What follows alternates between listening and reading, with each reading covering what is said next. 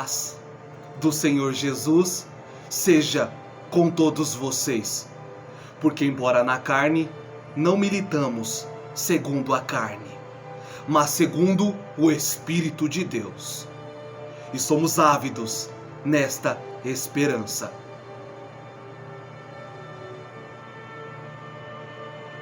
Vamos à leitura da Palavra de Deus na Bíblia Sagrada, que fica no livro de Eclesiastes, capítulo 1, do primeiro versículo ao último. Iniciemos a leitura.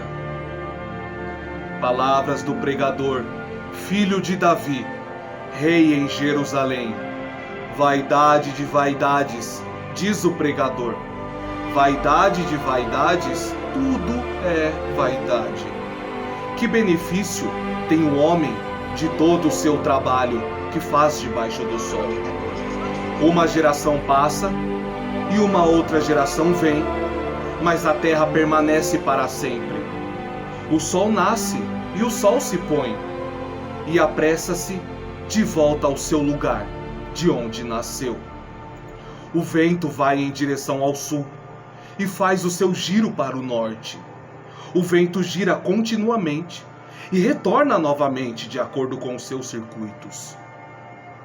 Todos os rios correm para o mar, contudo, o mar não fica cheio. Ao lugar de onde veio os rios, vêm. Para ali retornam eles novamente. Todas as coisas são trabalhosas. O homem não o pode exprimir.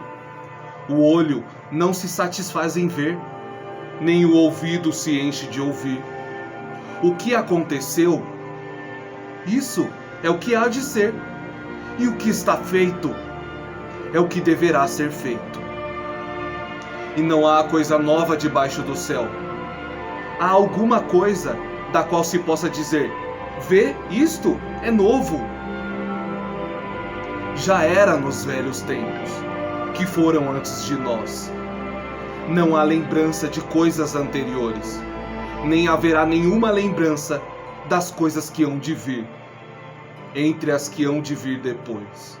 Eu, o pregador, fui rei sobre Israel, em Jerusalém, e dediquei o meu coração a buscar e a procurar pela sabedoria no que diz respeito a todas as coisas que são realizadas debaixo do céu. Esta enfadonha ocupação Deus deu aos filhos dos homens, para que nela se exercitem. Tenho visto todas as obras que se fazem debaixo do sol, e eis que tudo é vaidade e aflição de espírito. Aquilo que é torto não se pode endireitar, e aquilo que falta não se pode numerar. Falei eu com o meu próprio coração, dizendo: eis que adquiri grande riqueza, e superei em sabedoria a todos os que vieram antes de mim em Jerusalém. Sim, o meu coração teve uma grande experiência de sabedoria e conhecimento. E apliquei o meu coração a conhecer a sabedoria e a conhecer a loucura e as tolices. E percebi que isto também é aflição de espírito. Porque na muita sabedoria há muita angústia, e aquele que aumenta o conhecimento, aumenta a tristeza. Amém? Louvemos a Jesus por isso.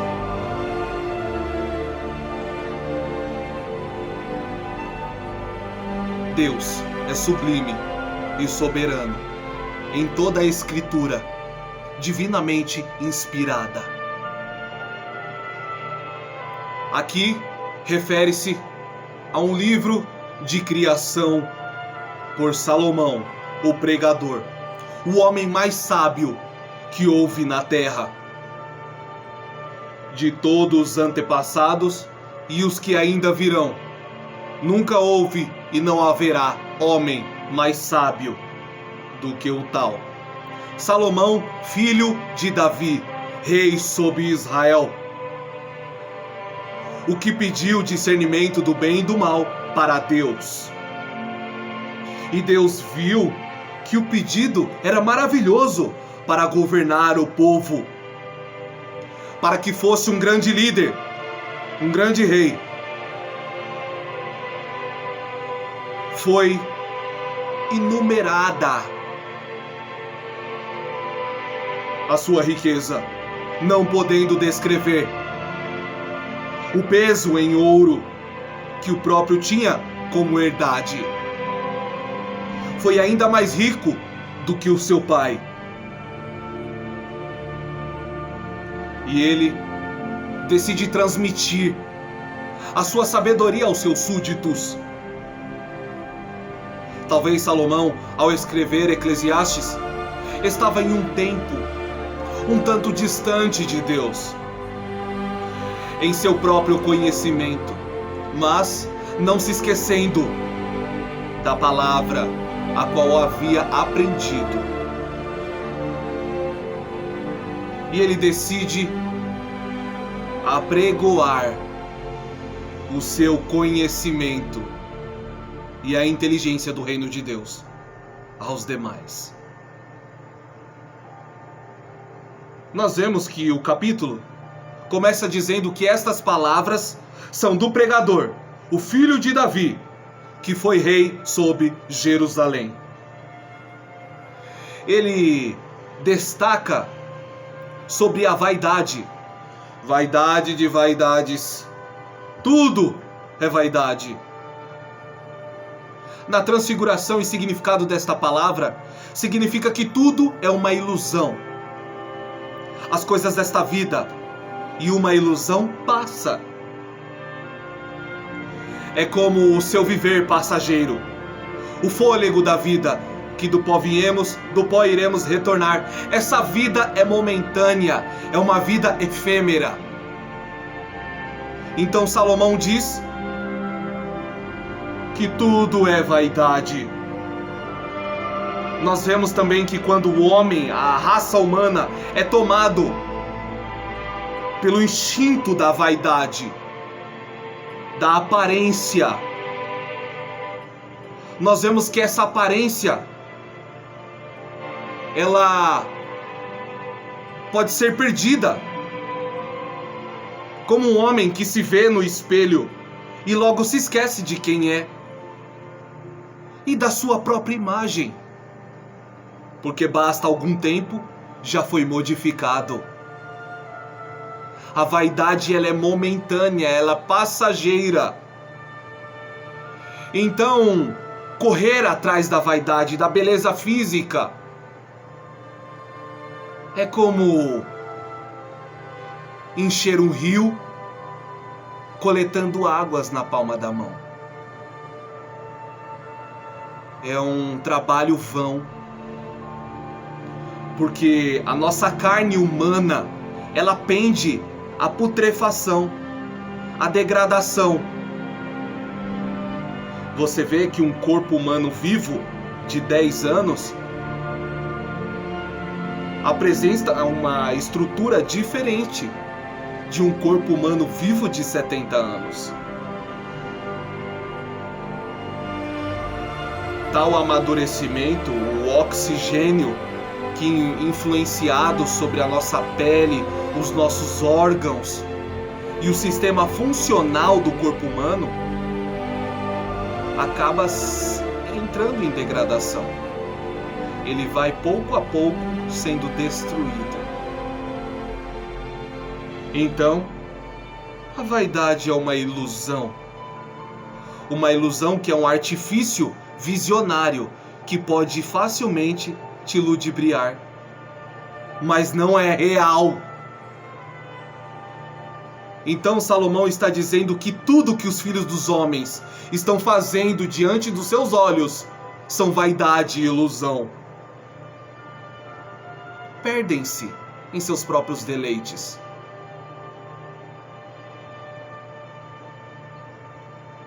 E ao versículo 3 ele diz: que benefício tem o homem de todo o seu trabalho que faz debaixo do sol? A Bíblia, ela não entra em contradição, mas ela partilha sempre de dois pensamentos porque é uma mensagem pessoal para o momento a qual você está vivendo no dia. Por exemplo, Salomão aqui diz: que benefício tem o homem de todo o seu trabalho? Como se o trabalho humano, físico, o esforço para ganhar riqueza ou as posses diárias fosse vão, fosse como pegar o vento, correr atrás dele, como algo que não tem utilidade. Então ele diz que benefício tem o homem? Numa linguagem atual, de que vale trabalhar? Para que serve perder a sua vida no esforço físico diário? Só que o próprio Salomão, há uns capítulos à frente, não sei se talvez num momento de amadurecimento, ou justamente essa perspectiva da vista, olhando por um outro óculo, ele diz: goza a vida com a mulher que tu tens e do esforço do teu trabalho. Agora ele vê o trabalho como uma recompensa, como algo que te retribui algo bom, que você possa desfrutar. Então ele diz que, olha, a sua porção é quando você recebe o seu salário, é isso que você tem de alegre sobre a terra. E a mulher que você é casado, o seu cônjuge. Essas duas coisas, viver do seu salário e ter uma boa companhia. Esse é o gozo que você tem na terra. Essa é a sua felicidade aqui, na vida efêmera. Foi uma pergunta. Agora ele começa a entrar em pensamentos que nos faz refletir. Uma geração passa e uma outra geração vem, mas a terra permanece para sempre. Justamente destacando a diferença de tempo, da durabilidade das coisas. O sol nasce e o sol se põe. Apressa-se de volta ao seu lugar de onde nasceu. Ele está destacando o ciclo natural da vida, mas é bom que ele consegue perceber isso. Você tem percebido? As coisas naturais, palpáveis, visíveis, a qual Deus criou uma coisa singela e simples, que merece atenção. O voar de uma pomba, o cair da água, as folhas que se mexem ao vento dos galhos. São coisas simples, mas quando você percebe a beleza oculta nessas coisas. O vento vai em direção ao sul e faz o seu giro para o norte. O vento gira continuamente e retorna novamente de acordo com seus circuitos. Ele está falando do ciclo da vida. E é bom que ele repara isso. Você tem reparado, notado o circuito. Todos os rios correm para o mar, contudo o mar não fica cheio. Ao lugar de onde os rios vêm, para ali retornam eles novamente. Ele tem um óculo para a natureza, bem destacado aqui, a criação de Deus. No entanto, ele pega uma reflexão sempre destas coisas. E agora nós conseguimos reparar um trecho. Os rios que têm a sua nascente, tudo deságua no oceano. E o oceano não enche, não sobrepassa, ou como um desperdício de águas. Você vê que alguns rios eles entram em escassez sim, mas a água não acaba. Ela se multiplica. Um elemento a qual Deus criou, pleno, perfeito. Todas as coisas são trabalhosas. O homem não o pode exprimir. O olho não se satisfaz em ver, nem o ouvido se enche de ouvir. Agora ele começou a trazer reflexões, ensinos práticos e conselhos mas não sendo direto ao ponto, mas deixando que a nossa inteligência trabalhe em prol disso. Todas as coisas são trabalhosas. É como tudo que nós conquistamos na vida não vem fácil. É necessário esforço. E dificilmente nós vivemos nos dias atuais sem problemas, sem que algo nos perturbe. Ele diz que todas as coisas são trabalhosas, tudo precisa de bastante empenho para que seja feito. O homem não pode exprimir, o olho não se satisfaz em ver. Olha, a ambição. Quanto mais eu tenho, mais insatisfeito eu estou e quero mais. Nem o ouvido se enche de ouvir. Claro que às vezes nós já nos pegamos falando: olha aí, essa dor é insuportável. Você consegue entender que a dor insuportável é a morte das pessoas que não estão aqui para falar. As pessoas falam: nossa, é uma dor insuportável. Mas como ela suportou, ela é uma dor suportável, não insuportável. Insuportável no sentido de não suportar, de não haver como, de não ter como expressar isso, porque ninguém conseguiu viver para tal experiência. Então o ouvido não se pode encher de ouvir. Nós conseguimos sempre escutar, sempre. Porém, às vezes, não queremos. E você já deve ter se pego numa discussão ou escutado isso: eu não aguento mais te ouvir. Na verdade aguenta, só não quer. Então Salomão, ele traz algo como se você consegue ouvir. Sempre há, mas desmitificando, né, essa fala natural que foge do senso comum bíblico. O que aconteceu, isto é o que há de ser. E o que está feito é o que deverá ser feito, e não a coisa nova debaixo do sol. Talvez você já pensou assim: nossa, faleceu tão novo, faleceu antes do tempo.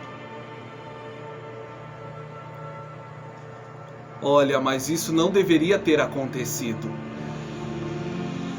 Na verdade, o que aconteceu era para acontecer. Simples. E o que está feito deveria ter sido feito. É o ciclo natural da vida.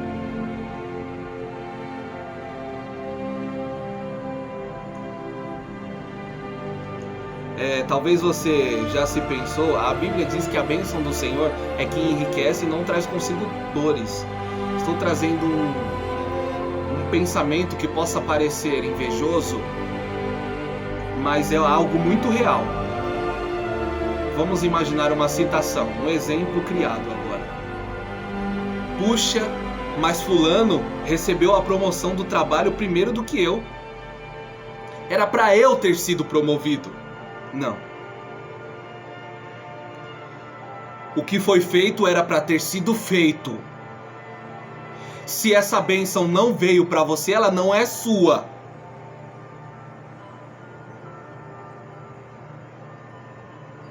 Consegue entender? Salomão está, eu digo assim, tranquilizando o povo pela palavra de sabedoria.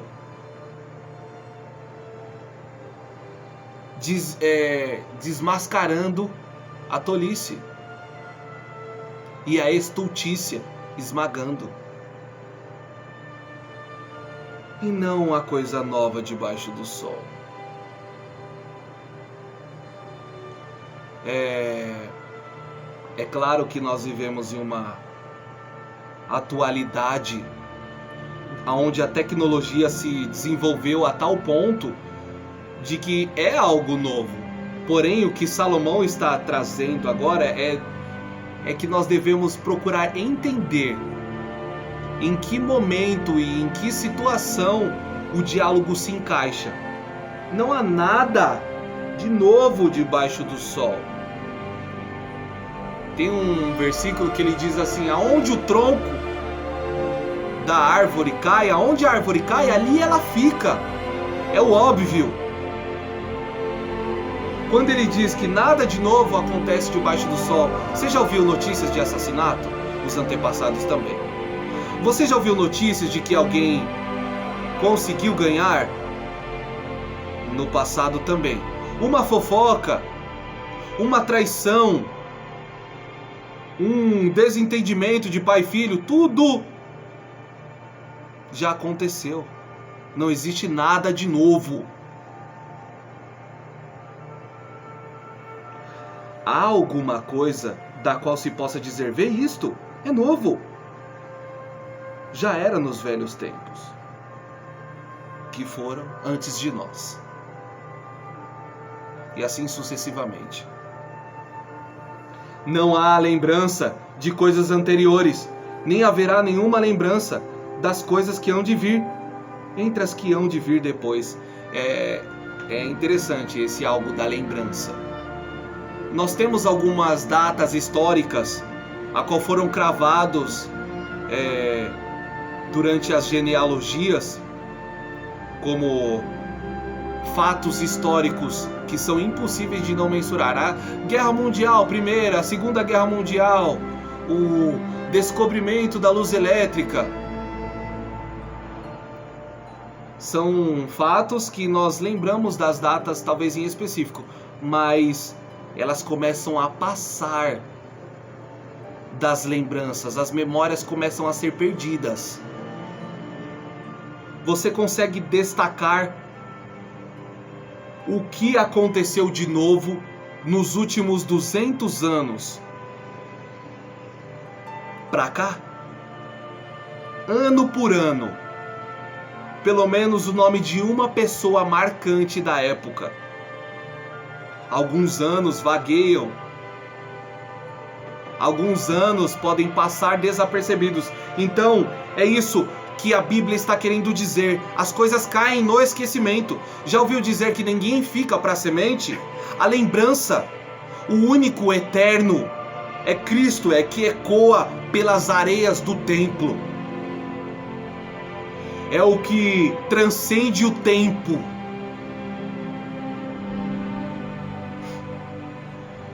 Então ele está dizendo: nenhuma lembrança que há de vir, até as coisas futuras. Quando nós bem sabemos que haverá um arrebatamento e na Nova Jerusalém tudo se fará novo, teremos uma nova consciência transformada, tudo que passou nessa terra cairá no esquecimento, deixará de existir. Eu, o pregador, fui rei sobre Israel em Jerusalém e dediquei o meu coração a buscar e a procurar pela sabedoria. No que diz respeito a todas as coisas que são realizadas debaixo do céu, esta enfadonha ocupação que Deus deu aos filhos do homem, para que nela exercitem. É tão bom esta citação que Salomão está dizendo que ele aplicou o seu coração, ele deu uma direção para o seu coração, para buscar a sabedoria, para que ele consiga saber a respeito de todas as coisas. E ele diz que é uma enfadonha ocupação a qual Deus deu para ele. A Bíblia diz que aquele que é muito dado, muito lhe será cobrado. Então Salomão, por ter tal sabedoria, as situações que apareciam para ele, exercer a sua sabedoria, colocar a sua influência, a qual Deus deu o dom para ele, aparecia cada vez mais. Ele: que enfadonha ocupação essa que Deus me deu, aonde exige do meu dom. Ele tem visto todas as obras dos homens, ele está contemplando o que os homens fazem debaixo do sol. Tenho visto todas as obras que se fazem debaixo do sol, e eis que tudo é vaidade e aflição de espírito. Ele falava anteriormente sobre a vaidade, a ilusão. Quando ele diz aflição de espírito, é isso.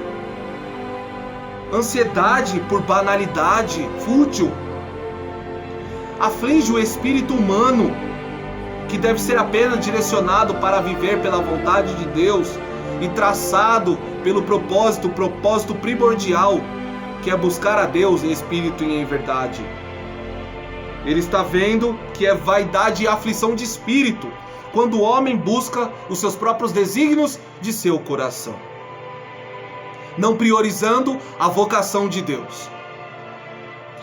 E ele diz: aquilo que é torto não se pode endireitar, e aquilo que falta não se pode numerar. Ele está dizendo um pouco do óbvio. É uma citação diferente, não corrompa a Bíblia, dizendo: não, mas existe um milagre, aquele que é torto pode se endireitar, sim.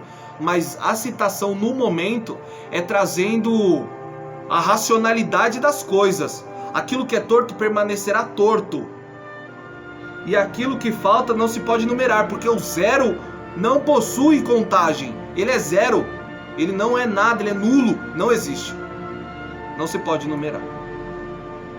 Falei eu com o próprio coração, Salomão dizendo: eis que adquiri grande riqueza e superei em sabedoria a todos os que vieram antes de mim em Jerusalém. Sim, o meu coração teve uma grande experiência de sabedoria e conhecimento. Ele está agora dizendo, parece soberbo a maneira que ele diz: eu fui o homem mais rico, eu fui o homem mais sábio, eu tenho tudo. Quem é tão grande quanto a mim? Apliquei o meu coração a conhecer a sabedoria. Olha agora Salomão se perdendo um pouco. E a conhecer a loucura e as tolices. E percebi que isto também é a aflição de espírito. A loucura, um envaidecimento,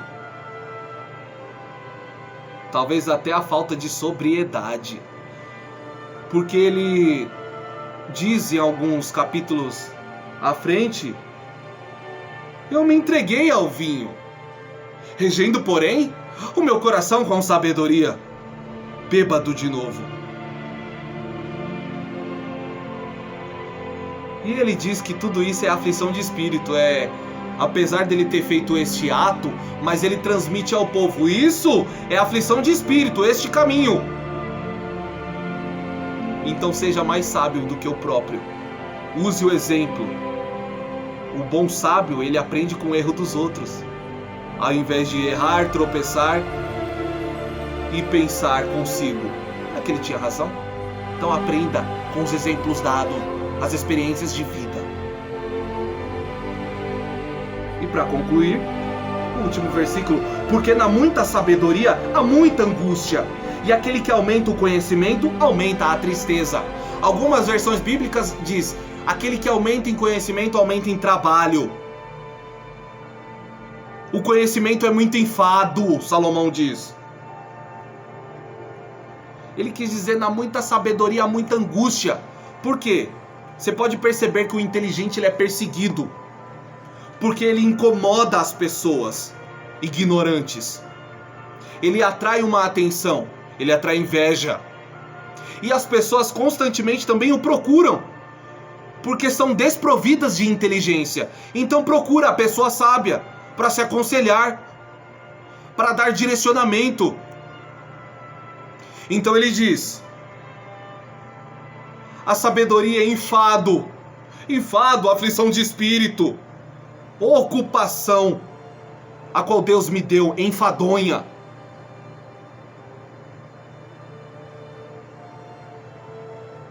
Vem um trabalho consigo na sabedoria. Deus está falando sobre a sabedoria nesta noite. Aquele que não tem sabedoria, o apóstolo Paulo escreveu à igreja: peça a Deus, que Ele dá deliberadamente. Porém peça. Adquire a sabedoria. Salomão disse, só que em Provérbios, não aqui em Eclesiastes. Vende tudo o que tens e adquire a sabedoria. É como se corra atrás dela, porque ela, sim, será um bom tesouro para você. Amém? Esta foi a reflexão de Eclesiastes no seu capítulo 1. Receba a sabedoria da parte de Deus. No nome de Jesus Cristo, eu agradeço a sua atenção e esta oportunidade para transmitir a palavra de Deus. Amém?